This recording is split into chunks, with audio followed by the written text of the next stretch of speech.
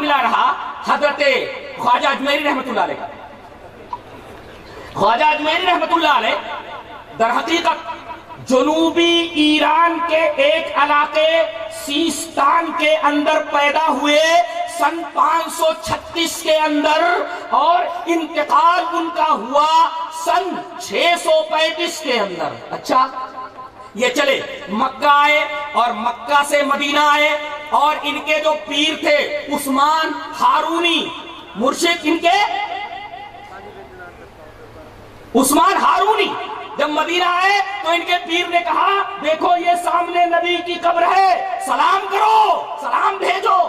دیکھو یہاں ایسا ہوتا ہے نا، پیرا نمی پرند مریدہ می پرارند، پیر لوگ نہیں اڑتے ہیں، مرید لوگ ان کو اڑا دیتے ہیں. کہا کہ سلام کر میرے بچے، کہا کہ السلام علیکم یا سید المرسلین، سلام ہو تم پر اے سید المرسلین. قبر سے آواز آئی وعلیکم السلام یا سلطان الہند. پیرا نمی پرند مریدہ می پرانند، پیر لوگ نہیں اڑتے ہیں، مرید لوگ ان کو اڑا دیتے ہیں یا سلطان الہند. اچھا پھر یہ بیچارے سن 586 کے اندر، اگر میں حافظہ غلطی نہیں کر رہا تو سن 586 کے اندر یہ لاہور آئے، لاہور سے یہ ملتان آئے، اور ملتان کے اندر یہ 5 سال تک رہے. وہاں انہوں نے سنسکرت سیکھی، سنسکرت کے ماہر تھے اور اجمیری صاحب جی. راجپوت لوگ آئے، ان کے سامنے سورہ اخلاص کی تفسیر انہوں نے سنسکرت میں کی تھی.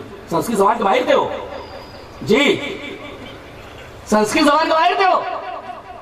اور زبان جہاں تک معاملہ ہے قبر سے جواب آنے کا بالکل صحیح نہیں ہے، اس لیے کہ بات حدیث کے خلاف ہے. حدیث اس طرح وعن ابی ہریرہ رضی اللہ تعالی عنہ قال قال رسول اللہ صلی اللہ علیہ وسلم انا سید ولد آدم یوم القیامہ واول من ينشق عنه القبر واول شافع واول مشفع. رواه مسلم فی کتاب الفضائل. حضرت امام مسلم رحمہ اللہ اس حدیث پاک کو ایسے کتاب الفضائل کے اندر لائے. حضرت ابو ہریرہ فرماتے ہیں کہ جناب محمد رسول اللہ صلی اللہ علیہ وسلم نے ارشاد فرمایا کہ میں قیامت کے دن تمام اولاد آدم کا سردار، اور سب سے پہلے میری قبر پھٹے گی. اس کا مطلب قیامت سے پہلے سورہ اسرافیل سے پہلے آپ کی قبر پھٹے گی ہی نہیں، اور جب قبر پھٹے گی ہی نہیں تو جواب باہر آنے کا سوال ہی پیدا نہیں ہوتا. لہذا حدیث پاک سے ثابت ہوا کہ یہ کہانی بنا لی گئی ہے. پیرا نمی پرند مریدہ می پرانند، پیر لوگ نہیں اڑتے ہیں، مرید لوگ ان کو اڑا دیتے ہیں. اور غزنی آئے، غزنی میں بتایا جاتا ہے کہ ان کو خواب دکھایا گیا، نبی کریم صلی اللہ علیہ وسلم خواب میں آئے. یہ بھی بالکل جھوٹی بات ہے، غلط بات ہے. تو کہا گیا کہ آپ ہندوستان جائیے. آپ ہندوستان آئے، دلی آئے. اس وقت پرتھوی راج جو ہے یہاں کا حکمراں تھا، اس سے ملاقات کی، اور انہوں نے اجمیر کو اپنی دعوت و تبلیغ کا مرکز بنایا، اور آج وہی وہ آسودہ خاک ہیں. انہوں نے یہ نہیں کہا تھا کہ میرے مرنے کے بعد میری قبر پکی بنا لینا اور میری پوجا کرنا. جی اگر وہ راجپوتوں کو ان کے دربار میں ان کے پاس آتے ہیں وہ تو سورہ اخلاص کی تفسیر کرتے ہیں. وہ سورہ اخلاص پوری کی پوری توحید کے اوپر ہے. سورہ اخلاص کی تفسیر وہ سنسکرت کے اندر بیان کرتے تو وہ کیسے کہہ سکتے کہ میرے مرنے کے بعد تو مجھے کارساز بنا لینا اور مجھے مشکل کشا مان لینا، مجھ سے درخواست کرنا، میری بگڑی بنا دینا. یہ کیسے سکتا؟ جو بات انہوں نے کہی ہے. تو کب آئے ہیں یہ 586 میں تو یہ ملتان گئے ہیں لاہور سے. اچھا، اور ملتان 5 سال رہے، تو 86 کے اندر 5 سال اور پڑھا دیجئے، یہی کوئی 592 وغیرہ کے اندر وہ ہندوستان آئے. نبی کریم صلی اللہ علیہ وسلم کے 500 سال بعد. اور اسلام کب پہنچا ہے؟ سن 15 کے اندر آ گیا تھا.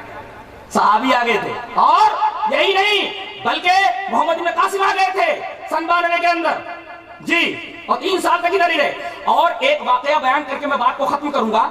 آپ حافظ عماد الدین ابن کثیر کی البدایہ والنہایہ پڑھیے، اور ابھی میرے عزیز عبدالغفار نے اس کو ویکیپیڈیا سے نکالا، جو کہ مستند انسائکلوپیڈیا ہے، اس کے اندر نکالا. تو اس کے اندر یہ لکھا ہوا ہے کہ معجزہ شق القمر، نظر ابن حارث آیا، عاصم بن وائل سہمی آیا، ابو جہل آیا اور کہا کہ اے محمد اگر تم کہتے ہو صلی اللہ علیہ وسلم، اگر تم کہتے ہو کہ تم نبی ہو تو یہ چاند چودھری کا چمک رہا ہے، اس کو 2 ٹکڑے کر کے بتاؤ. نبی کریم صلی اللہ علیہ وسلم نے اپنی انگشت مبارک چاند کی طرف اٹھائی، چاند 2 ٹکڑے ہو کر کے، ایک ٹکڑا جبل ابو قبیس پر، ایک ٹکڑا جبل قیقان کے اوپر ٹھہر گیا. اس کے بعد بھی ایمان نہیں لائے. حقیقت یہ ہے کہ اگر آدمی حق کو قبول نہ کرنے کا فیصلہ کر چکا ہو تو آسمان سے اگر فرشتوں کو اترتا وہ دیکھ لیا، مردے اس سے بات کرنے لگے، وہ ایمان نہیں لاتا. وَلَوْ أَنَّنَا نَزَّلْنَا إِلَيْهِمُ الْمَلَائِكَةَ وَكَلَّمَهُمُ الْمَوْتَىٰ. اگر آدمی حق کو ناقبول کرنے کا ذہنی فیصلہ ہوا دیکھ لے، یا منہ سے اس سے بات کرنے لگے تو وہ ایمان نہیں لاتا، لا یؤمن، ایمان نہیں لاتا جی۔ تو جب یہ چاند دو ٹکڑے ہوا جی، اس وقت کیرالا میں ایک جگہ کا نام ہے کوڈنگلور نا، کوڈنگلر ایسا کچھ نام، کوڈنگلر نام اس کا۔ وہاں ایک راجا تھا چیرامن پیرومل جی، اور ان کے خاندان کے ابھی ایک صاحب موجود ہیں، ان کی تصویر بھی موجود ہے انٹرنیٹ کے اوپر، دیکھ لیجیے آپ، وہ بھی مسلمان ہو چکے تھے، وہ اسی خاندان کے ہیں، اور اس مسجد کی تولیت انہی کے ہاتھ میں جی۔ تو یہ راجہ اپنی بیوی کے ساتھ، ماں زوجتے ہی اپنی بیوی کے ساتھ یہ محل کی چھت کے اوپر گھوم رہا تھا، اچانک اس کی نگاہ گئی آسمان کے اوپر، دیکھا کہ چاند دو ٹکڑے ہو کر ادھر ادھر ہو گیا، بڑا حیرت زدہ ہوا، اور پھر اس نے تفتیش کی، پتا چلا کہ ایک نبی مکہ کے اندر ظاہر ہوئے اور اپنے آپ کو اللہ کا نبی کہتے ہیں، فوراً صاف آرہا مکہ کی طرف سفر کیا، وہ آئے، ایمان لائے، نبی کریم صلی اللہ علیہ وسلم نے ان کا نام عبد الرحمن رکھا، واپس جب ہوئے عدن کے مقام پر، عدن کی بندرگاہ کے اوپر بیمار ہوئے، اور انتقال کرنے سے پہلے ان کے ساتھ جو ایک صحابی تھے جن کا نام مالک ابن دینار ہے، مالک ابن دینار کی قبر یہ منگلور کے کہیں آس پاس ان کی قبر موجود ہے، وہ ان کو بھیجا اور کہا کہ میری قوم کے پاس میرا یہ خط لے کر کے جاؤ۔ دیکھیے یہ بات کب کی ہے؟ جب نبی کریم صلی اللہ علیہ وسلم ابھی مکہ میں ہے، ابھی مدینہ نہیں آئے، اسی وقت یہ آدمی مکہ پہنچ گیا، اور وہاں سے ایک صحابی ادھر آتے ہیں، اور اس طرح نبی کریم صلی اللہ علیہ وسلم کے مکی دور ہی میں اسلام یہاں آ گیا کیرالا کے اس سے۔ اس مسجد کا نام ہے مسجد مالک، اور اس مسجد کا نام ہے مسجد چیرامن، یہ مسجد کا نام ہے مسجد چیرامن پیرومل، یہ مسجد ابھی موجود ہے، میں نے پورا نکالا اس کا، عجیب و غریب مسجد ہے، اور اس کے اندر چراغ ہے، ایسے عجیب و غریب قسم کا چراغ ہے۔ یہ بتاتے ہیں کہ اسی دن اس کی بنیاد سمجھو اس کے ذہن میں ہو گئی، سن 6 کے بعد یہ مسجد کیرالہ میں بنائی گئی۔ اب یہ کہنا کہ انگریزوں کے زمانے سے پہلے اہل حدیث اپنی مسجد بتائیں، پوچھتے کہ سن 80 سے پہلے کس کی مسجد ہے؟